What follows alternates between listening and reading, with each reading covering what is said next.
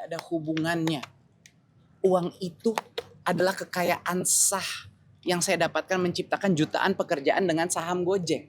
Itu adalah saham yang saya dapatkan di tahun 2015 dan semua pembuktiannya sudah ada. Tetapi tetap saja itu digunakan sebagai senjata hukum. Nggak tahu untuk menakuti saya, untuk menekan, saya tidak mengerti apa sebenarnya alasan dari ini. Tapi yang ini terus terang hari ini dengan efektif pidana 18 tambah 9 berarti 27 ya. 27 tahun pidana. Saya sudah tidak tahu lagi apa harapan bagi anak-anak muda di negara ini. Apa harapan bagi generasi muda yang sedang melihat cara kita diperlakukan seperti ini. Dan apakah ini memberikan pembelajaran buat saya? Kalau saya melawan balik, kalau saya membuka kebenaran di dalam sidang, apakah inilah hukuman saya? Mungkin itu yang terjadi. Jadi saya harap sekali bahwa masyarakat, terutama anak-anak muda, kita kawal kasus ini bersama, kita berjuang untuk kebenaran, jangan putus asa. Indonesia masih ada harapan. Saya berjuang di sini memang ada alasannya. Kenapa Tuhan memberikan musibah ini kepada saya? Mungkin bukan musibah, itu yang saya sadari. Mungkin tanpa ini kasus kena ke saya, mungkin ketidakadilan selama ini terjadi mungkin tidak terbuka. Mungkin bagi teman-teman lain yang tidak punya nama saya, tidak punya suara saya, mungkin hal-hal ini terjadi terus dalam sistem keadilan kita dan tidak pernah terbuka. Jadi mungkin itulah Allah memilih saya untuk mengalami ini agar masyarakat mengetahui, agar generasi muda yaitu masa depan Indonesia mengetahui perjuangan kita masih panjang di sini. Silakan, mungkin saya akan menanyakan kalau ada beberapa pertanyaan. Mas, ini kan tuntutan buat Mas, ini kan tuntutan buat Mas Nadiem kan sangat besar ya Mas. Ini Mas Nadiem sebagai sebelum pengusaha ini ada pernah tadi mendengar itu menyesal nggak sih Mas masuk pemerintahan dan berujungnya hal seperti ini Mas?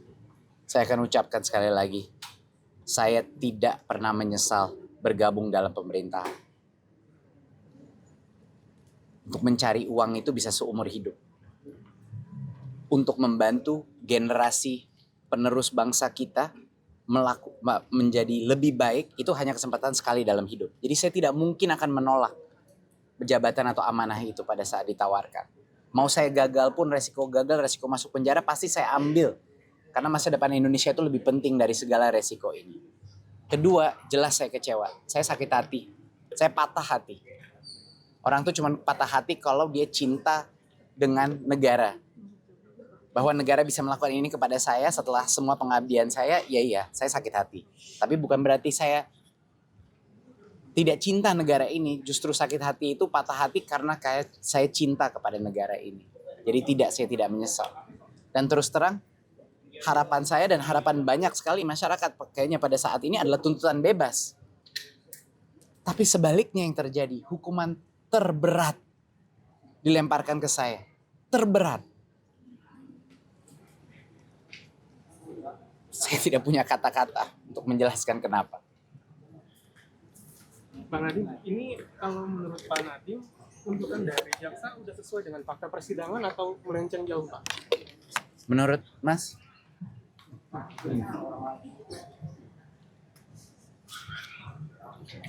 Saya mendengar itu tuntutan. Jadi mendengar tuntutan itu seperti daftar narasi yang bukan hanya di luar nalar, tidak ada sambungannya dengan kasus. Saya kasih analogi. Di dalam sidang, misalnya ada mobil. Di dalam sidang itu, mobilnya dibawa, ada foto mobilnya, ini mobil biru. Mobilnya ini, harganya ini, bukti transfernya segini 100 harganya dan lain-lain. Ini mobil biru dengan bukti bahwa harganya 100. Mobilnya datang. Di dalam tuntutan, tidak, mobilnya merah dan harganya 50. Seperti itu. Sesuatu yang sudah dibuktikan dengan berbagai dokumentasi, di dalam tuntutan balik lagi ke awal. Jadi buat apa sidang? Itu pertanyaan saya. Kalau setiap hal yang sudah dibuktikan dengan saksi, dengan dokumentasi sudah keluar, tetapi di tuntutan balik saja kepada dakwaan awal sebelum proses persidangan, buat apa kita bersidang? Buat apa? Ya, Kenapa? Mendingan langsung saja hukum. Paling tidak membuang semua waktu kita. Gitu. Kenapa? Apa gunanya sidang kalau fakta persidangan tidak dimasukkan ke dalam tuntutan, bahkan kadang-kadang dalam keputusan? Ini suatu hal yang saya sebagai orang awam, bukan orang hukum, tidak mengerti buat apa proses ini. Kalau semua sudah terang benderang dan masih saja kembali ke situ. Dan kenapa tidak ada konsekuensi bagi tim penuntut yang terus mengutarakan kebohongan berulang-ulang kali? Kok bisa saja gitu loh, dan terbuka di depan semua orang menyebut kebohongan. Itu angka 4 triliun, 4.800 itu SPT 4 triliun itu diambil dari SPT saya di tahun 2022. Saya melaporkan nilai IPO Gojek, itu bukan uang yang saya terima, itu cuma nilai IPO. Dari situ dia ambil, oke sekarang harus dibayar balik. Apa logikanya? Sama dengan 809, itu tidak ada urusan sama saya. Angka 809 sudah terbukti transfer antara dua perusahaan Gojek.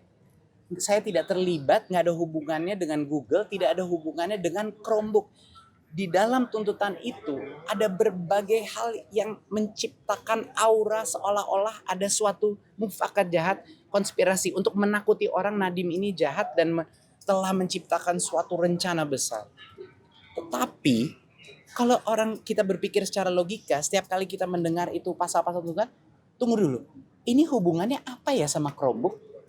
Ini hubungannya apa ya dengan kemahalan harga laptop di pengadaan, yaitu adalah kerugian negaranya? Itu yang nggak terjawab.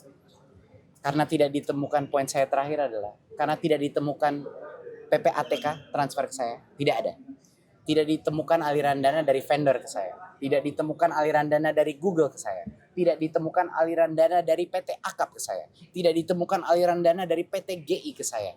Karena gagal membuktikan semua aliran dana ini, yang harus diciptakan agar saya salah adalah suatu narasi yang kayaknya ini suatu mastermind atau suatu mufakat atau penyamaran fraud keuangan yang tidak ada hubungannya karena korupsi di awalnya itu tidak ada. Nah itu mungkin dari saya. Saya malam ini akan menjalani operasi. Saya sedih, saya kecewa, keluarga saya sangat terpukul dengan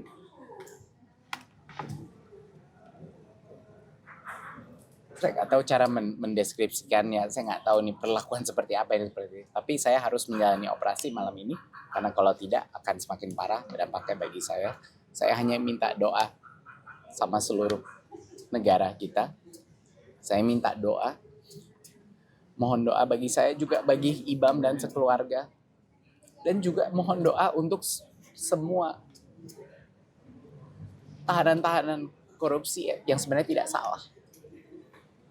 Saya berdiri di sini untuk mereka juga, bukan cuma saya. Jadi mohon doanya.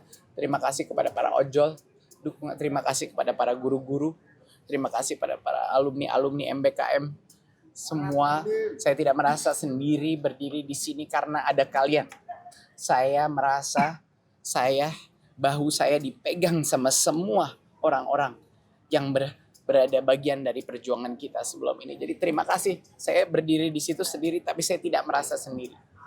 Jadi terima kasih atas dukungan negara ini. Saya harap anak-anak muda, se-Indonesia tidak putus harapan. Saya harap masa depan negara kita lebih baik. Terima kasih.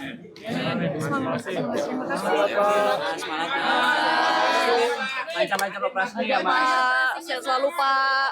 Lanjut Pak, semangat Pak. Semangat Pak. Semangat Pak. Semangat ya, Mas. Dari media aja nih. Ya Allah. Mas, bisa, Mas. Makasih banget. Thank you ya, Mas. Semangat. Semoga cepat pulih ya Mas. Semangat ya, Pak.